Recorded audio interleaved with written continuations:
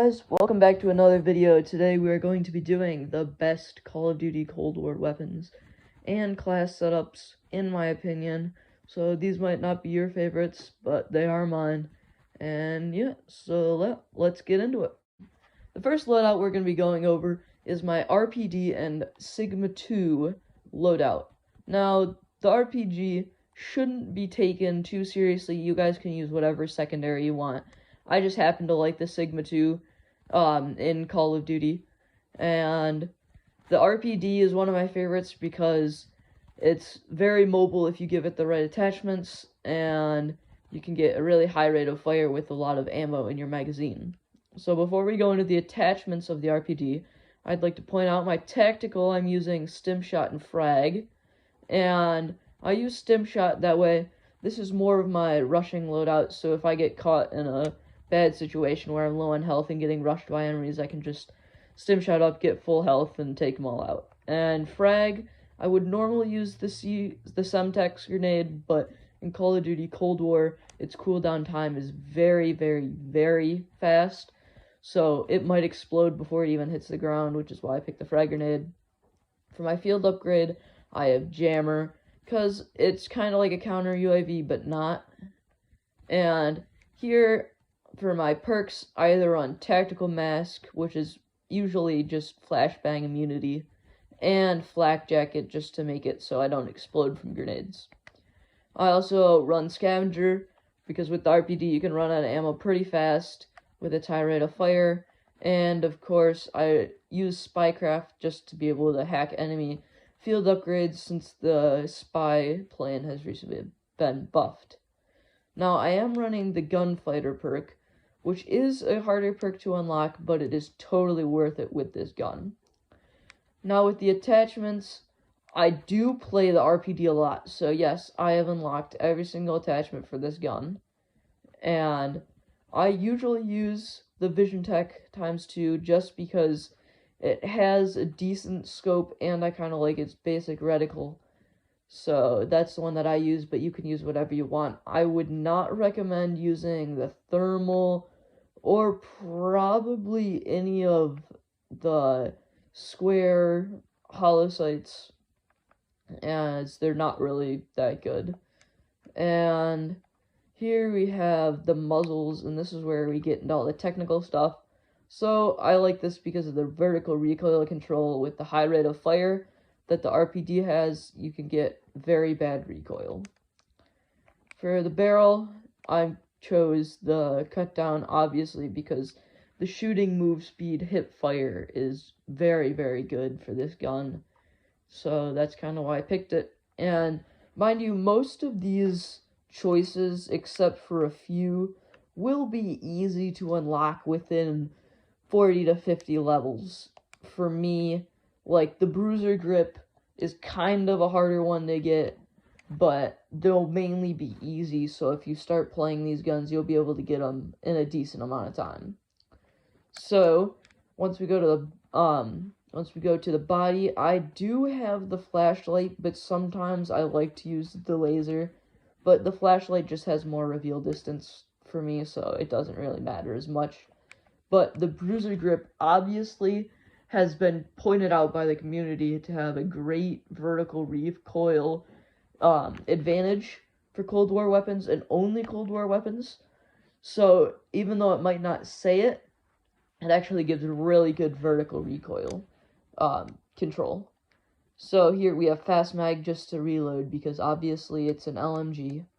And then for the handle, this is probably the hardest attachment to get on the RPD, is the Serpent Wrap, just because I like it so you can aim down sights quicker.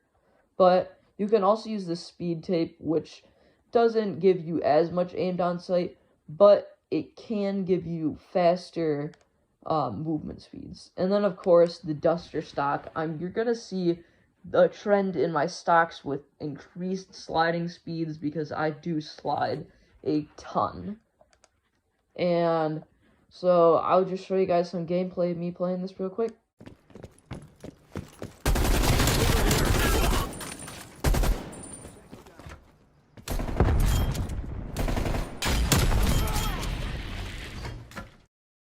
So The next loadout that we are going to be covering is the AK-47U and Gallo shotgun loadout. Now, these are one of my favorite loadouts if I'm going for high streaks and kill streaks and stuff, because it's just such a good gun. So with this gun, I picked a Hollow Scout scope just to give me a little bit more room. Honestly, people can say they don't like scopes on their gun, but for me, the gun itself gets in the way when you have bad recoil and you can't see your enemy. So that's why I picked scopes for this one. Can't really speak. No muzzle, though some people might throw a suppressor on there just to stay off their mini-map, but I didn't really think that was necessary. So with this one, we obviously picked a very, very difficult barrel to use. Here we can get a little bit more damage, but mainly I like it because of the effective damage range. This basically means you can shoot this SMG further and it'll deal more damage than a base SMG like the MP5. So of course we have another bruiser grip because of the vertical recoil control, and another glue elastic tape, which is kind of difficult to obtain because you can aim while going prone. That's probably the best, but honestly you can just go with the speed tape and that'd be okay too. You can also start with, this is probably not the best one. I would probably use either the Duster stock or no stock, but I kind of like this one because of the aim walking speed, because this is usually a rushing loadout, so you can just run up to them and aim really quickly. And those are the attachments for the AK-47U. The next one would be the Gallo shotgun, and I put an optic on mine, but you don't have to. I mainly shoot it from the hip fire anyway. And here we're just going to have a ADS spread, which means basically just more range for the gun, and the more damage it'll do further out. Here I have the sighting point, so a really far laser, but you could just use the steady aim laser and it'd be the same thing. Speed tape, obviously, just to get more speed, and then another Duster stock just to give it slide speed, because with this shotgun, you're going to be wanting moving fast and efficiently to try to get as close to the opponents as possible before you can kill them and one-shot them. So, same stim shot Semtex. Semtex does have a shorter explosion time than a frag, but I kind of like the Semtex on this loadout for no reason whatsoever. Gas line is also pretty good when you're playing, I would say, team deathmatch and probably free-for-all, but pretty much any other game mode it's bad for because you're just going to keep spawning on the same side of the field anyway. Now, I did pick Greed, that way I could have more perks, because with this one I just like it. So, Flak Jacket, obviously, and Tactical Mask to be immune to flashbangs. And then with this loadout, you're probably going to pick up a good streak, so I'd pick up Scavenger. And then Quartermaster, obviously, to get more stim shots to go on longer streaks. And I have Ghost and Ninja just to stay quiet and away from UAVs and things like that. So yeah, I will show you guys some gameplay with these loadouts.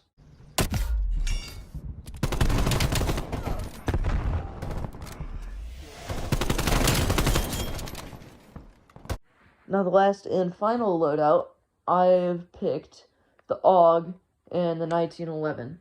Now, this is my dream loadout, so I'm actually using it right now in local play just so I can show you guys all the attachments that are really good on it.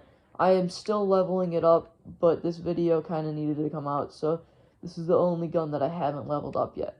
Now, it was very difficult because I have very mid-ranged attachments for this gun just to give it the best, make it the best gun in the game. And now most people don't like the AUG because it does have more of like an LMG AR switch, and honestly I haven't had a problem with it. So before we do that, flashbang for this one, because with this loadout, honestly, it isn't my favorite to go on long streaks with. I kind of just like to rush into enemies and get at least 1 to 2 kills to keep my ratio high. Semtex, honestly, and Assault Pack just for teammates. Flak Jacket I like a ton, because just using the Semtex, it can get kind of annoying since the explosion time is so short after it. And then, of course, I have Scavenger, just because you could just pick up ammo. Yeah, and then Ghost.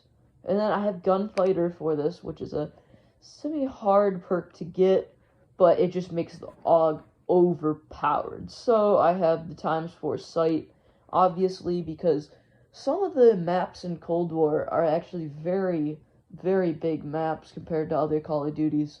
And then I have a silencer just to keep me off the mini-map. And for the barrel, I have a higher fire rate, even though this is kind of like an LMG. I just like the higher fire rate. So steady aim laser, of course, if you get snuck up on, then you can just kind of, shoot them. And then I should have the bruiser grip on this one too, because for some reason it just gives overpowered vertical grip and more magazine space, though it does kind of hurt your movement speed and aim down sight time. I have field tape just to give more flinch resistance, since this is one of my favorite loadouts, just to kind of jump into the line of fire and kill some people. This meaning if you get shot, your guy doesn't jump around as much. And then, of course, the sliding speed. Now, the 911, it honestly doesn't matter what kind of gun or what kind of attachments you have on here. I always say as long as you have a good optic, which is the quick dot, and the agency suppressor is not, I say not, required, but it is one of the best suppressors on pistols in the game. And of course, fast mag just to reload if you need a pinch and your AUG runs out of ammo for some reason. Speed tape, and then of course just more bullet velocity and effective damage range with that suppressor is actually going to be very good, because the suppressor makes it do less damage, but the reinforced heavy actually makes it do more damage, and they kind of cancel each other out. So yeah, time to show you some gameplay with this loadout.